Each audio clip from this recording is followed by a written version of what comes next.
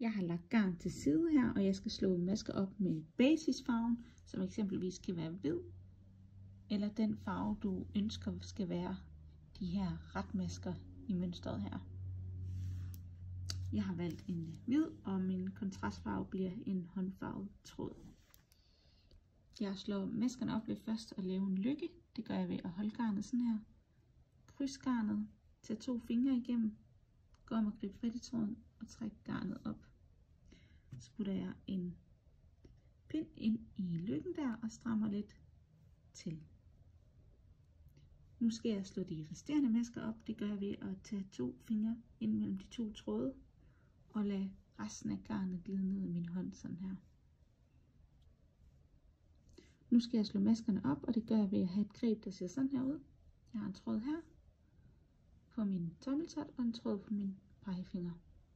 Og så går jeg med pinden ned og griber fat i garnet, går op og griber fat i garnet ved pegefingeren og trækker garnet med tilbage igennem. Ned, op og garnet igennem. Nu har jeg slået 3 masker op, og du slår det antal masker op, der står angivet i opskriften i din størrelse. Jeg har nu slået alle de masker op, som jeg skulle i min størrelse, og jeg sætter nu en maskemarkør på rundpinden. Nu skal jeg til at strikke rundt, og når jeg strikker rundt, så skal jeg strikke den første maske herover, sådan så mit arbejde kommer til at hænge sammen, og man strikker rundt på rundpinden. Hver gang jeg kommer til maskemarkøren her, så ved jeg, at jeg har strikket 1 omgang i arbejdet. Og nu vil jeg til at strikke rundt på rundpinden, så jeg skal strikke den første maske her. Og der står i opskriften, at den første maske, den skal strikkes ret med basisfarven. Og basisfarven, det er den farve, som du ønsker skal være retmasken her. Den retmaske, som skal træde frem i forhold til vrangmaskerne, som ligger her imellem. Så retmaskerne her, det vil være din basisfarve, og kontrastfarven er den farve med vrangmaskerne, som ligger imellem retmaskerne, og den er mindst dominerende, den her kontrastfarve. Så min basisfarve, det er den hvide her, og der står, at den første maske skal strikkes ret i basisfarven.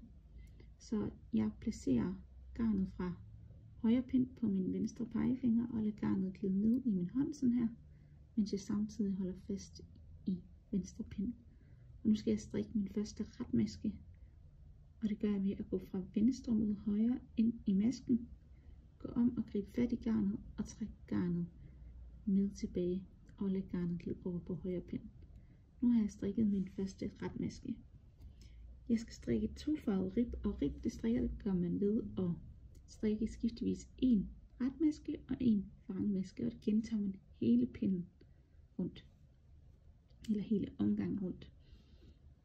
Og jeg skal strikke min hue egentlig med den her farve som kontrastfarve, men så bliver det for utydeligt for hvordan jeg lige starter op på det 2-farvede mønster, så jeg gør det lige her i første omgang med en lidt tydeligere kontrastfarve. Og når jeg placerer mit garn til kontrastfarven, så placerer jeg det mellem de her 2 fingre, sådan her, og jeg sørger for, at tråden til basisfarven, den ligger længst til venstre på fingrene, for det er nemlig grunden til, at den her hvide farve her på huen, den træder sådan frem. Det er fordi, at basisfarven ligger til venstre på fingeren. Det er det, der skaber effekten. Så det er meget vigtigt, at din basisfarve ligger længst til venstre, og din kontrastfarve ligger længst til højre på venstre hånd. Og så sørger jeg for at have garnet til at gå ned igennem 2 forskellige fingre, fordi det gør, at det er nemmere for mig at strikke. Du kan også gøre det på andre måder, men jeg synes, det her fungerer bedst for mig. Og nu skal jeg altså strikke en vrangmaske med kontrastfarven.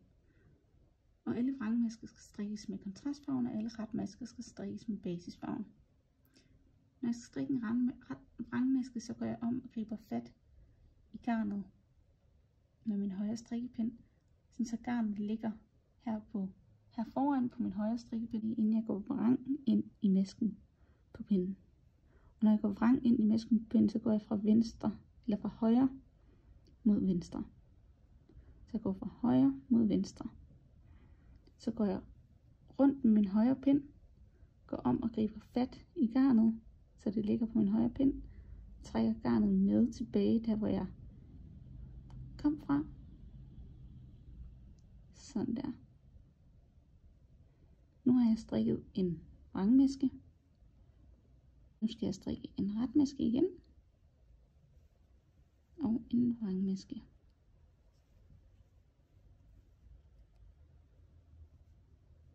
Og det ser sådan her ud. Nu har jeg strikket en omgang, og det begynder nu at blive meget nemmere at se, hvilken maske der skal strikkes ret med basisfarven, og hvilken maske der skal strikkes vrang med kontrastfarven. Fordi du skal faktisk bare strikke basisfarven, retmasken i basisfarven, så går du ind i basisfarven, og du tager fat i basisfarven. Og nu skal du strikke en vrangmaske, og det er en kontrastfarve, så du går vrang ind i kontrastfarven, og går om og griber fat i kontrastfarven. Sådan der.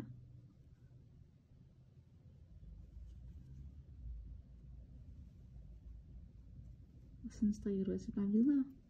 Og når du har strikket et par masker, så kan du se, hvordan den hvide farve her begynder. Din retmaske begynder at træde frem i forhold til de andre farver. Jeg er nu nået til min omgangsstart her, og jeg skal nu vende arbejdet. Og det gør jeg ved at vende sådan her. Og nu tager jeg den første maske på venstre pind løst af. Og så trækker jeg garnet her om på den anden side. Ligesom jeg plejer. Der plejer jeg også garnet herover, når jeg skal strikke. Og der trækker jeg godt i den tråd her. Den første maske, som jeg tog løs af, den trækker jeg godt om. Så som man kan se, det bliver til 2 masker. Så det er først en maske, men jeg trækker tråden om. Så der kommer 2. Det ligner, at der ligger 2 masker her. Og så placerer jeg lige garnet på mine fingre som ellers. Sådan der. Og så begynder jeg at strikke igen. Og jeg strikker igen hver anden. Jeg strikker vrangmasken med det farvede garn og retmasken med den hvide tråd. Det kan være, at du har nogle andre farver, men du skal sørge for, at du gentager det samme farvemønster, som du har haft på den anden side. For du strikker nu på vrangsiden, som ser sådan her ud. Og herom har du retsiden. Og så strikker jeg helt om til omgangsstarten, hvor jeg lige skal vise noget andet her i forbindelse med German Short Rows. Nu er jeg næsten nået en hel runde rundt, og jeg skal lige strikke forbi omgangsmarkøren. Jeg strikker de hvide masker ret, og den farvede maske strikker jeg vrang. Sådan der. Nu flytter jeg markøren. Og nu skal jeg lige være lidt opmærksom her, fordi her ligger der den her maske, som ikke er en maske, men er fordi, at jeg trækker det farvede garn om bagved. Og så ligger den her dobbeltmaske. Det var vendemasken, som ser sådan lidt sjov ud. Den ligger der. Det er egentlig en maske, men det ligner 2, fordi vi trak den om. Og der ligger det her garn her. Så nu går jeg ind i de her 3. Samtidig så jeg går ind i alle 3 tråde, så de 3 tråde ligger på min højre pind her. Og så går jeg om og griber fat i det hvide garn, fordi min næste maske, så jeg trækker tråden igennem, det hvide tråd igennem de her 3 tråde. Og jeg tager det hvide garn, fordi min sidste maske var en farvet maske, og det er min næste maske også. Jeg skal sørge for, at det hele kommer til at passe ind i mønstret. Så nu er hver anden maske igen forskellige farver. Og så strikker jeg bare videre, og nu skal jeg bare strikke rundt og rundt her på vrangsiden, indtil min hovedmål er det, der står i opskriften. Jeg nu strikket det antal centimeter, der står angivet i opskriften, og jeg skal nu inddele maskemarkør. Jeg er her ved omgangsstarten, og jeg flytter først omgangsstarten over på højre pind, og så strikker jeg den første maske, som masken viser her. Det er retmasken, der ligger der, og så tager jeg en lyserød markør, de andre er hvide, og placerer her. Det er min første raglanmaske, som der ligger 2 maskemarkører rundt om. Så skal jeg strikke det antal masker, der står angivet i opskriften, før at jeg igen sætter 2 maskemarkører rundt om min raglanmaske. Grunden til, at jeg sørger for, at omgangsstarten her har de lyserøde markører, mens resten af min raglanmarkører, resten af mine maskemarkører er hvide, det er, at det kan være rart at genkende omgangsstarten. Jeg har nu inddelt maskemarkørerne, og det ser nu sådan her ud, at der ligger 2 maskemarkører rundt om 4 raglanmasker på omgangen. Nu skal jeg til at strikke indtagninger, og jeg er ved min omgangsstart, og jeg strikker min raglanmaske ret. Den skal altid strikkes ret. Og herefter maskemarkøren, der skal man lave en udtagning, der hælder mod højre, så det hælder ind mod maskemarkøren her. Og for at lave en udtagning til højre, så går jeg ind i de 2 retmasker ret, og så går jeg om og griber fat i garnet. Og det jeg lige skal være opmærksom på, det er, at jeg skal få mønstret til at gå op, så jeg har, og når du skal have mønstret til at gå op, så skal du altid kigge på den 3. maske på venstre pind, og det er 1, 2, 3, og den er farvet, så den maske jeg skal strikke sammen her, den skal være hvid, for at mønstret går op. Så fordi den er farvet, og den er hvid, og den er farvet, den 3. maske, så skal den indtagning jeg strikker, hvor jeg går ind i begge masker ret, der går jeg om og griber fat i det hvide garn. Og det kan du se, hvorfor jeg gør nu, og det er fordi, at nu går mønstret op den her vej rundt. Og raglanmasken her skal altid være i det hvide garn. Så det er imellem raglanmaskerne, at mønstret skal gå op. Nu strikker jeg videre, og så vil jeg vise, hvad det er for en indtagning, man skal lave før maskemarkørerne. Nu er jeg nået til 2 masker før min raglanmaske, og der skal jeg lave en indtagning, der hælder mod venstre, så jeg igen laver en indtagning, der hælder ind mod raglanmaskerne. Så når jeg er 2 masker før raglanmaskerne, så skal jeg kigge på den første maske på højre pind, hvad farve den er, og den er farvet. Så når jeg laver en indtagning herover, så skal jeg have fat i det hvide garn herom, så mønstret går op mellem raglanmaskerne. Men når jeg laver en indtagning, der hælder mod venstre, så skal jeg om her bagved og gå ind i maskerne herom, og så går jeg om og griber fat i garnet. Jeg viser det lige igen. Så jeg vender, så går jeg ind i maskerne heromfra, går om og griber fat i garnet, og trækker garnet med tilbage igennem. Og så strikker jeg raglanmasken ret, og så laver jeg en indtagning herover. Der kigger jeg på den 3. maske på venstre pind. Den er farvet, så nu skal jeg have fat i det hvide garn. Og hvis den 3. maske havde været hvid, så skulle jeg altså have fat i det farvede garn. På et tidspunkt så har du fået lavet et par indtagninger, og det hele begynder at blive sådan meget stramt, fordi at du får lavet indtagninger, så der er for få masker til den type rundpind, du har. Så det du gør, det er at lave magic loop, og det gør du ved at vælge et vilkårligt sted, cirka på midten, og trække wiren ud. Så du tager og trækker wiren ud, sådan så det er, at du får et arbejde, der ser sådan her ud.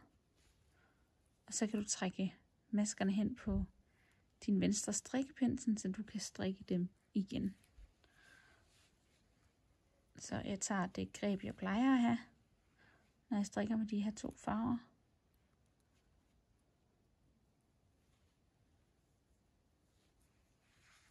Og så trækker jeg den her højre pind ud.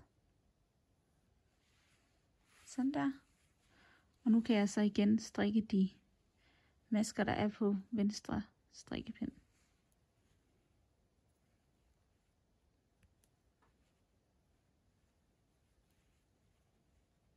Når jeg har strikket alle maskerne på venstre pind, så gentager jeg ved at trække wiren ud på midten og trække maskerne frem. Nu har jeg snart strikket alle maskerne på venstre pind igen. Jeg strikker lige de sidste her.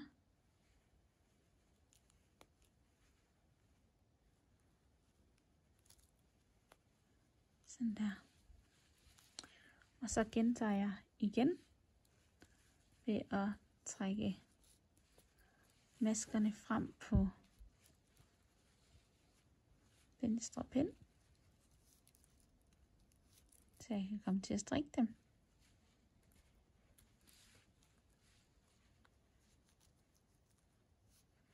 Det kan godt være lidt bøvlet det her, men man gør det bare lige så forsigtigt. Og så tager jeg højre pind og trækker ud, sådan så jeg kan strikke igen. Og sådan fortsætter jeg. Til sidst så har jeg kun meget få masker tilbage, og jeg har klippet garnet og taget tråden igennem en uldnål her. Nu skal jeg ikke strikke maskerne, men i stedet for at strikke dem, så går jeg med uldnålen ind i masken, trækker masken af, trækker garnet igennem, så fjerner jeg løbende maskemarkørerne, og så går jeg ind i masken med uldnålen,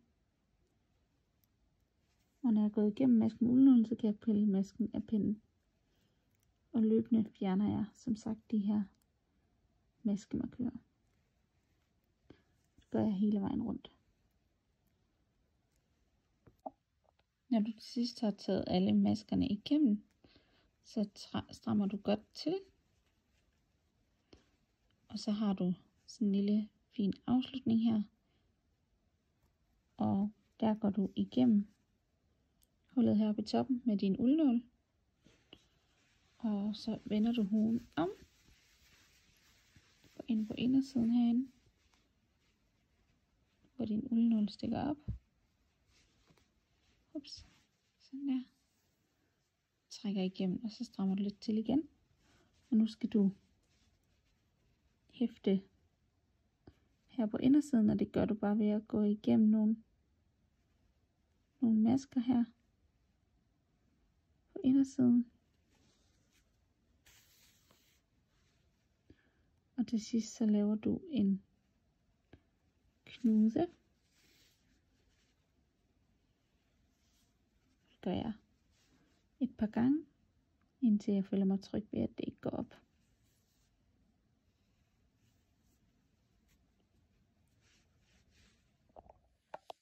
Du skal nu sy din opslagskant op, og det gør du ved at folde op, og du skal huske at folde lige op. Og nu skal du bruge en trådet uldnål, og nu skal du sy langs den kant her, hvor du slog maskerne op. Og så skal du sy fast et par centimeter under der, hvor overgangen er fra vrangsiden til retsiden. Der står i opskriften, hvor mange centimeter det er, du skal sy under. Og så syr du igennem sådan her.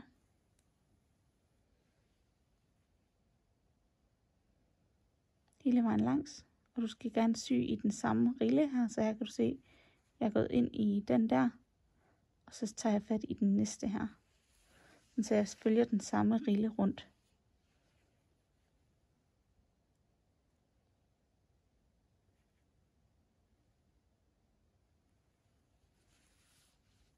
Og du skal hele tiden sørge for, at det ikke bliver for skudt. Og du skal sy meget, meget løst, ellers vil det blive for stramt, når du tager huen på. Når du så har syet hele vejen rundt, så sørger jeg lige for at trække i den, for at sikre, at den ikke bliver for stram. Og derefter så kan du binde en knude, og så er den klar til brug, når du lige folder huen en ekstra gang op sådan her, og du lige får hæftet de sidste ender.